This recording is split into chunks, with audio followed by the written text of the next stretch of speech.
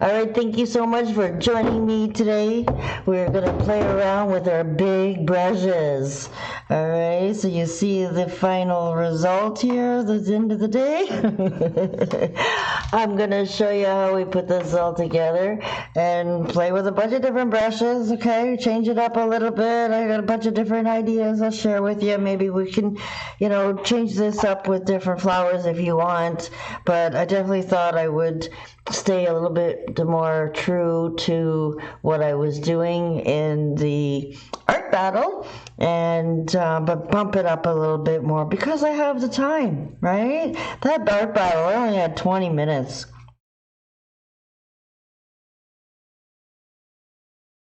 Thank you so much for joining me for Oversized Roses. We're going to have some fun today, and I just wanted to show you some of my old beat-up brushes that have gone through some fun days. I'm telling you, I've done a few events when I used to live in Toronto area, and because there's a lot of little suburbs, Scarborough to, the east end to the west end, and downtown Toronto, and of course Brampton. And so we have big fall fairs and stuff like that, or all summer fairs, Rib Fest, stuff like that, Busker Fest. We had so much fun. And then I've also done a couple art battles where I had to do paintings in 20 minutes and be up on the stage with all kinds of people around you and the pressures of being able to do something really cool fast, right? So one of my last art battles that I actually did a big, huge rose. So some of my VIPs have noticed some of the videos that I've shared of some of my past experiences, and I love that rose. So definitely we got to do it again and share with you guys. I haven't done this with you yet, so I'm excited to share my experiences with big brushes, okay? Because if you know me, I'm retired nail tech, and I've gone from a little tiny size 2 and a size 6, and then I expanded myself to the big 3/4, and then I just got hooked, and I just had to go and see how big can I get, right? So through these experiences of these fall fairs, I'll share some pictures with you. Like I said, the fall fairs and the art battles, I've done about 3 different art battles. Some of them were 30 minutes, but this one was like 20 minutes that I had to do something. And the way it works is there's 3 rounds, and the winner has to go through these three rounds, right? So the first round, 6 painters go up, and then the winner of that goes to the next round, which was me, and that was the wreath that I made. And then the second round, there was 6 more painters. I wasn't in it. I just sat and watched. And then the winner of that got into the 3rd round. So the 2 first and second place of the first 2 rounds, so there was 4 of us up there for the 3rd round, and then we ended up, that's usually how it all goes. So I ended up, I think, won 2nd place in this, and then they also auctioned the paintings off at the end of the night, so the proceeds go towards the event, and then depending on the event, some of them have different proceeds, and then of course we get a percentage of it as well as a creator. So yeah, both my paintings, this lady here actually bought both my paintings. I was so shocked, like one of them to go, but both of them, she said, I just love both of them and I have to have them. So I was quite honored that she bought them, and she's got them in her home. And so you guys can see here a little bit closer of the big oversized rose that we did. Now we're going to do something very similar, right? We're going to definitely get that big rose in there, and through the years, like this was in 2019, and in very short time, guys, okay? So I hadn't had, a lot of practice with my big brush. It's just here and there, and it was like maybe once or twice a year that I got them out, so it wasn't like I was painting with these big brushes all the time. So this is one of the first ones that I ever did, and you can see that these flowers are like bigger than my head, guys. They're huge, right? So definitely I was trying to do the 1-stroke technique, with these big huge brushes and create, because this was a flower festival that Brampton used to have, and it's known as Flower City. And so anyways, like I said, I painted a big huge pot, tried to do a really quick, back faux kind of background. Like, I mean, this was, again, entertaining, out in the sun, windy day, or, everything was blowing all over the place. And but it was a lot of fun. So it wasn't no pressure of time on these ones. It was an all-day event that we were the entertainment. They put these big, huge boards up for us, and I collaborate with a bunch of different artists. And that day, there was 4 of us there, so they're like, okay, you guys all each have your own board. Do whatever you want. So if you guys look through my Facebook page, that's the best place to see a lot of more of these events. There's loads and loads of pictures that I've taken and put in like albums. So make sure you go and check it out. It's a lot of fun. You'll see some of the collaborations I've done. Like some of the ladies were painting all kinds of different things and trees and stuff. And then I would come and do my one-stroke technique and put roses on some of the girls' heads, right? Like one girl would paint the lady, and then I would go and put roses on her head. And yeah, it was a lot of fun, these events. I'm not sure what your area has to offer, but I mean, if you get the opportunity to jump on these, like, they're so much fun. And this was in the big city, of course. So now I live in a small town, and there's just not so many of those things. So we have the farmers markets that we do, and I try to paint live and do as much as I can to demonstrate. But not on this level, guys. Like, I mean, on these big, huge boards that sat out there. You got to see all these pictures. I'm telling you, they were just so much fun. And but like I said, I want to really share these ones with you because, like I said, they were bigger than my head. And I was really focusing on the one-stroke techniques. And I made some big, huge, open kind of roses on this one. But definitely, the challenge is to, the ultimate challenge was to be able to create, our traditional rose with these huge brushes. So yeah, this is what we're going to be playing with, and a lot of these brushes definitely might have lost their chisel edge a little bit worse than others. Like, definitely wetting your brush down and giving it a good squish. And these are big brushes, so sometimes you have to do it in 2 hands. And then really test to see how good your skinniness is on those brushes, right? These brushes make amazing brushes for doing sealer. A lot of times I'll use them for sealing some of my wooden signs and stuff like that, where I want a big brush and it's nice and soft. And so once you get sealer in them and try to wash all the soap and sealer out of them, a lot of times you end up losing your chisel, and they're just not as good as for the one-stroke technique. They're great for base coating, great for beating something up. I mean, really, guys, if you have your stroke brushes, I hope that you'll know that, you take really good care of your nice brushes that have nice chisels on them. Don't, get that paint all stuck in there and sealer stuck in there. And, when you're base coating, you usually have a really good load of paint. So that's usually how things get weird down here, and it affects the whole bristle all the way up. Okay, so again, I'm going to wet this one here too. It's been sitting in a bucket there for a little while. Right, and some of these brushes will kind of do weird things and separate on you, and I did have to kind of fight with them sometimes and say, no, I'm the boss. And the more you get comfortable doing that with your brushes that are still even wonky, if they got a hair that's sticking out really weird, then I'll pull it out or get the scissors. I'll have to get the scissors on this one and pull it out, because then they will scratch and do weird things. But generally, the odd little separation is not usually a big deal. I have seen that, even sometimes with newer brushes.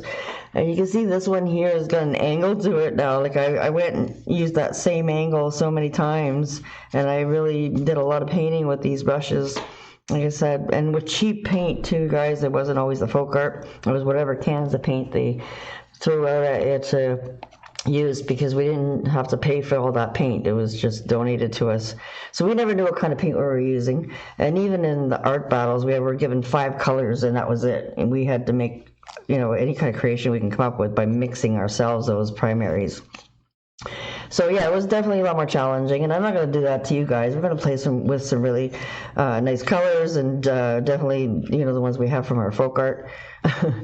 But you can see this one here is definitely lost its chisel.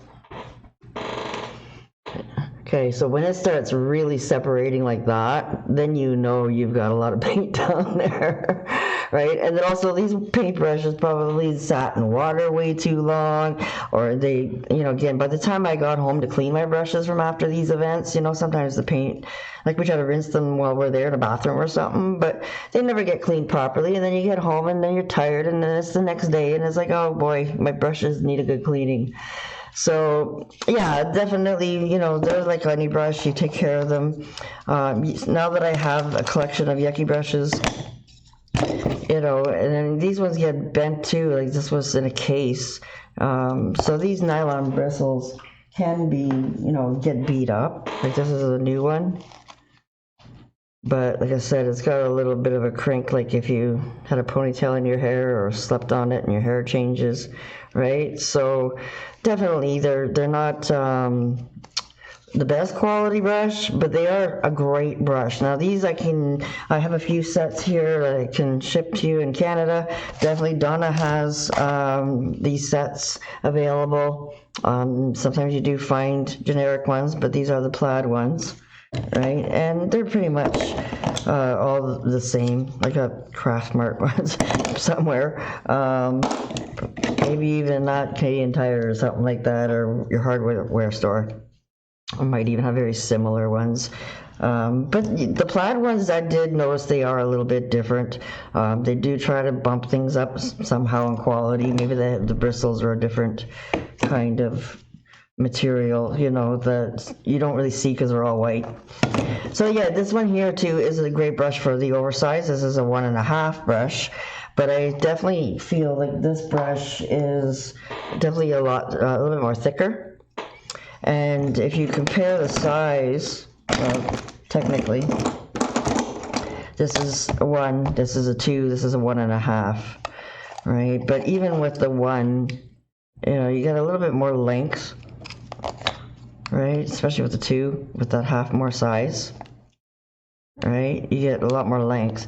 And this is where you get that little bit more snap back up, and you can get up on that chisel a little bit more and then have different degrees of pressure. Where this one you tend to have one pressure. It just tends to always, I have played with this one a little bit too. Again, these are great brushes to use for base coating or, doing, whatever different kinds of flowers that you want. But ideally, this is my favorite one to use, and that's the one I use mostly in all the art battles.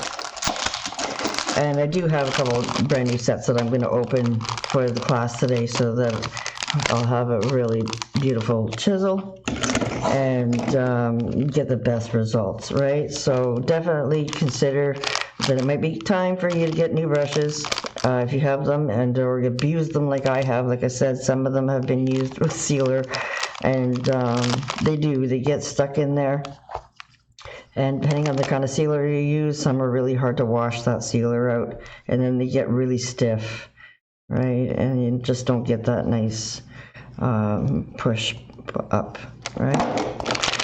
So yeah, definitely some of these old brushes, if you want to beat them up and do a lot of base coating, you're working on wood, you want to do the background with your brush, then yeah, go ahead, use these guys up, right? Because when you're base coating, you're usually putting a lot of paint on your brush, and then change to something that you're going to do stroke work with, right? But again, these art battles, guys, I had to get it done fast. I didn't have time for brushes for my background. I got those sponges out. I love that. 90% of our backgrounds are done with these sponges, and I felt confident, and I knew I can get a really quick splash of color in the background and get to the good stuff. And that's been my motto, kind of. I really try not to spend a lot of time on the background, unless it's part of the design, of course, depending on the landscape and stuff. But generally, when we're doing a lot of bouquet flower styles, we can just get that nice dreamy soft background with a bit of color that complements the design.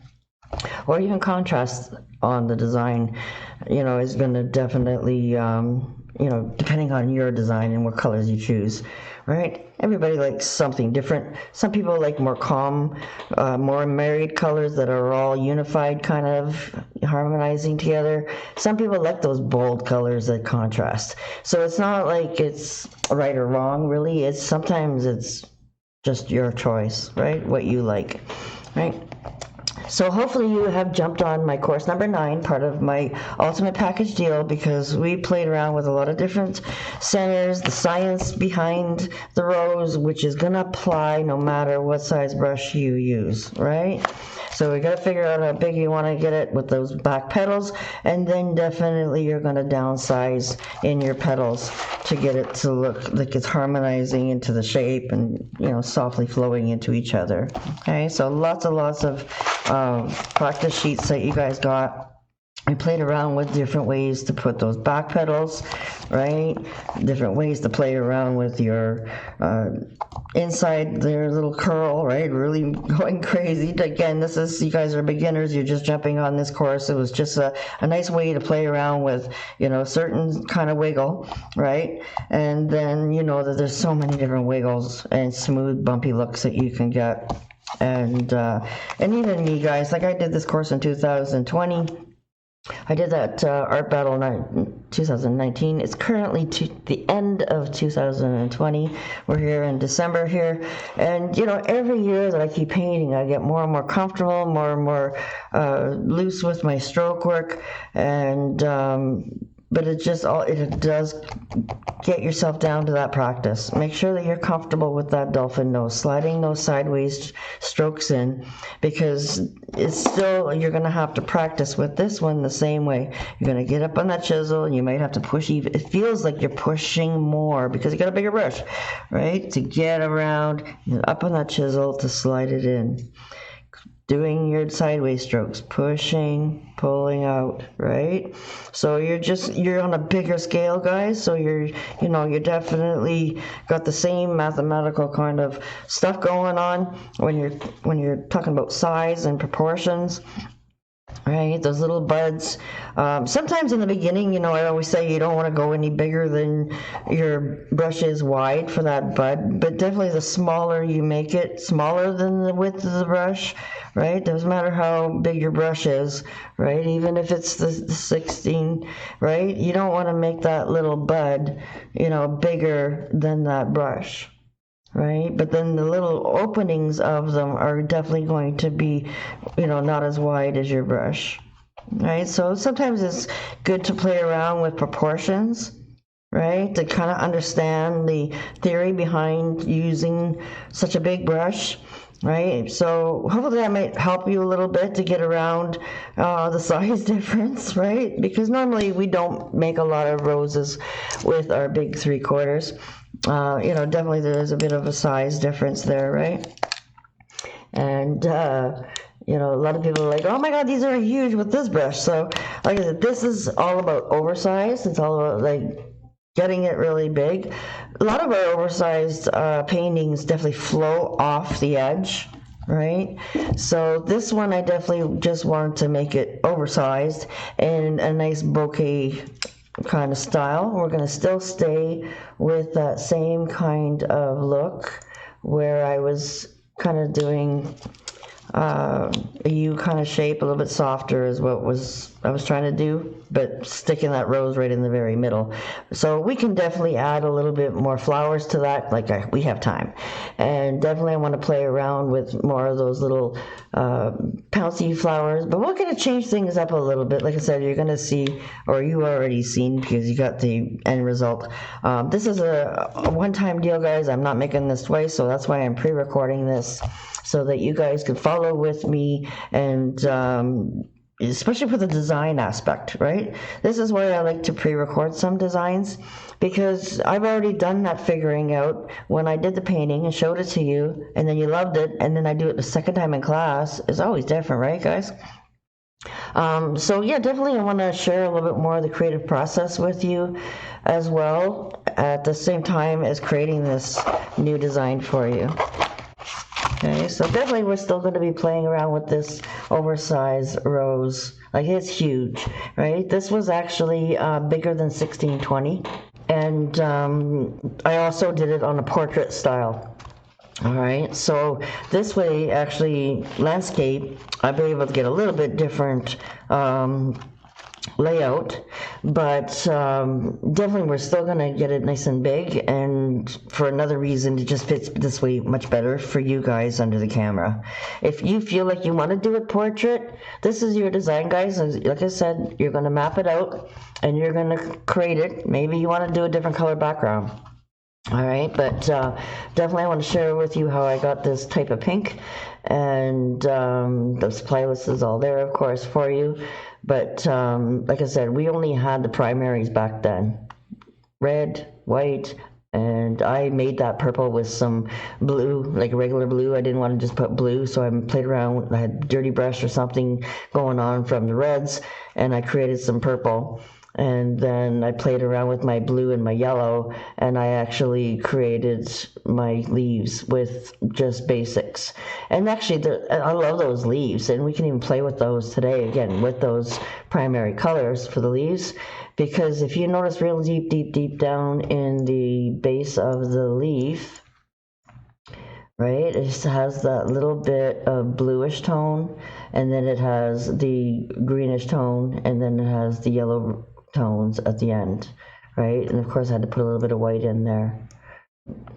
We're also going to put in some white 5-petal flowers in there too to really pop it up.